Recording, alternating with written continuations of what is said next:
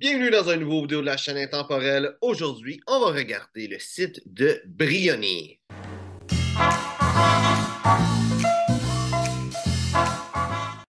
Donc, Brioni, c'est une marque que j'ai entendu parler, j'ai entendu des bonnes choses de eux. On va regarder qu'est-ce que c'est, mais c'est pas une marque que je connais, que j'ai vraiment vu de vêtements.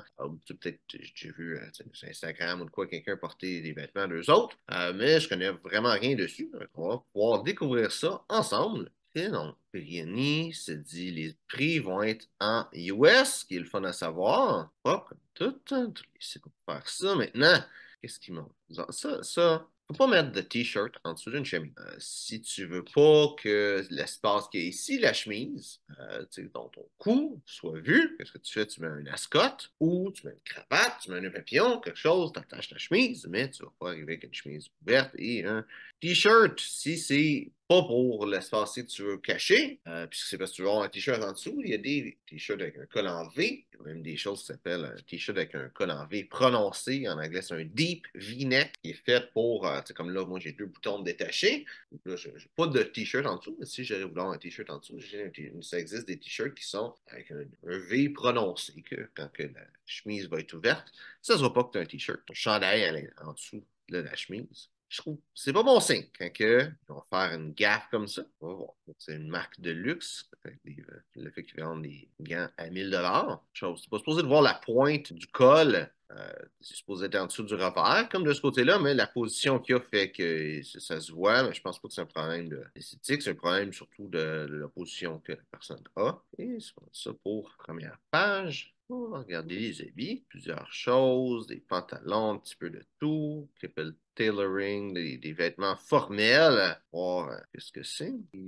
Les moins chers, mais lui il est en spécial, mais à peu près, ça a l'air d'être dans le 6 000 $ le moins cher, jusqu'à peut-être 12 000, que ce soit vraiment exceptionnel. Ben, un super 200, c'est sûr que c'est quelque chose d'assez rare de voir ça. Super 150, par contre, un petit peu moins. On va y aller avec ça, 3 pièces. Je vois, tu sais, en soie Hélène, des super 120, 160, 150. C'est sûr que tout ça, c'est intéressant à voir. J'ai regardé lui qui a l'air d'être le moins bon, la moins belle qualité de tout. Si ça, c'est une belle qualité, le reste va être déjà mieux. Hein?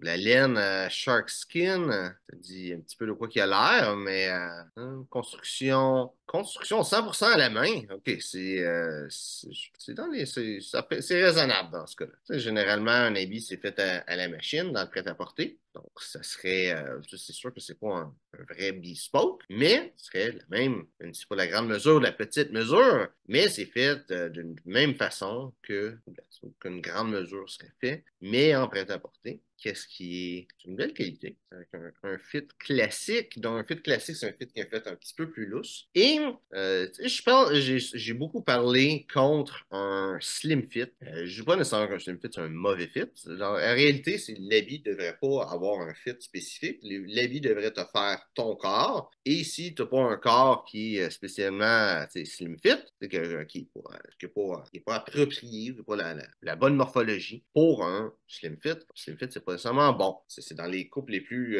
étroites, fait que tu peux jamais vraiment rajouter de tissu. À l'opposé, une coupe classique qui est peut-être plus lousse, tu peux toujours faire des altérations. C'est sûr que là, ça a l'effet inverse. C'est plus que si tu n'as pas la morphologie d'une classique, ben là, c'est sûr que de manière à faire des altérations, il y a quand même une certaine limite à comment tu peux enlever du tissu. Mais c'est quand même mieux une coupe classique qu'une coupe slim. Plus de chances que ça te fasse bien dans de ce sens-là que dans l'autre. Donc, ça dit laine, 100% laine fait en Italie. Ça ne me dit rien vraiment de plus sur la laine. Ça ne me donne pas de grade de laine. Donc, je pense pas que c'est spécialement une laine extraordinaire nécessairement. Mais ça, c'est 100% laine. Sinon, pour la construction, c'est bien.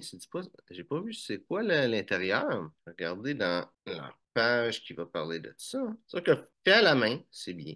Ça fait une belle qualité et c'est quand même supérieur à de quoi qui est fait à la machine. Ça, c'est sûr qu'il y a le prix. Si t'es pas capable de te le payer, c'est une chose, c'est correct. Mais si t'es capable de te le payer, puis tu veux, qu'est-ce qu'il y a de mieux? Ça me semble être bien. Je dirais pas que c'est sûr qu'il y a de mieux, mais c'est probablement dans les tops. Ça ne dit pas c'est quoi l'intérieur de la doublure, mais je pourrais dire qu'au pire, c'est de la viscose parce que je verrais mal de quoi qui est fait à la main avec du polyester à l'intérieur. ça ferait juste pas de sens. C'est comme tu t'achètes une Ferrari neuve, tu achètes des pneus d'hiver avec des rimes rouillées pour des vieux pneus usagés avec des rimes rouillées pour aller avec. Non, c'est sûr qu'il y a quand même une certaine qualité, mais malheureusement, ça me dit pas grand-chose dessus. Pour les chemises, c'est la chemise essentielle en coton blanc. On va regarder qu'est-ce que la chemise essentielle est. Si c'est une bonne chemise. C'est sûr que j'ai vu là, un petit peu leur photo, puis le col devrait être bon en dessous d'un veston. Tu fais dans un coton premium, mais un coton premium, ça veut rien dire. C'est un coton. Je sais pas si c'est fait à la main. Je sais pas si c'est fait à la main, mais même à ça, même si c'est fait à la main, tu sais, à 790 une chemise à la main, c'est trop cher. Une chemise à la main, si on regarde 100 Hands, c'est peut-être 600 qui est déjà comme 200 de moins. Sinon, d'autres marques qui font ça, il y a Finamore, puis une marque que j'ai oubliée, Finamore, qui est quand même tu sais, dans les mêmes prix, si je ne me trompe pas. Si Cordone, comment dire, c'est en italien, là, mais 1956, qui sont c'est ridicule, je pense que c'est dans le 200-300 là, pour des chemises vraiment fait à la main. Je sais qu'il y a Passaggio Cravate que tu as peut-être déjà vu, qui fait quelques chemises, je pense qu'il y a deux, trois modèles, là, mais qui font à la main. Sur 790 une chemise à la main, c'est le fun, mais ce prix-là, c'est trop. Pour qu'est-ce qui est des habits, je pense que c'est correct, mais pour les chemises, c'est juste trop. Les souliers, dernière chose que je peux vraiment mettre une qualité dessus. Je trouve les designs peuvent être intéressants. Il y a certaines choses qui sont belles. Regardez le classique, Richelieu noir, Capto. Construction gyrocote, malheureusement, je ne sais pas c'est quoi. Mais surtout qu'ils ont mis des guillemets dessus, là. Ça veut dire que c'est pas un vrai terme, c'est leur terme à eux autres. Mais, ce qu'on peut voir, j'ai pas vu le prix. Donc, je sais, j'ai pas porté attention. Je vois pas de couture, mais c'est une semelle en cuir. Puis je vois qu'ils ont mis ils ont pris le temps de mettre des petits clous dessus pour empêcher l'usure. Je suis pas en train de dire c'est quelque chose qu'on appelle en anglais un blind stitch ou un cousu à l'aveugle qu'ils font. Donc, un cousu à l'aveugle, qu'est-ce que c'est? C'est qu'ils vont faire une coupure dans la semelle. C'est au niveau où peut-être c'est tout le tour, où se voit la couture généralement, ils vont faire une coupure, ils vont relever le cuir, coudre dans cette coupure-là, ils vont remettre le soulier, le cuir par-dessus. Des fois, ils vont peut-être tu sais, le coller aussi et ils vont mettre après ça avant ou après, là, peut-être dans ce cas-là, on dirait que c'est après, ils vont mettre un vernis sur la semelle. Ça ne se verra pas qu'il y a une couture dessus. Je ne serais pas train de dire que c'est ça la construction qu'ils font, d'avoir le reste de la qualité de ce qu'il fait. Ça serait surpris que ce soit une semelle collée. Et comme je ne vois pas la couture, je serais pas train de dire que c'est ça la construction qui est faite.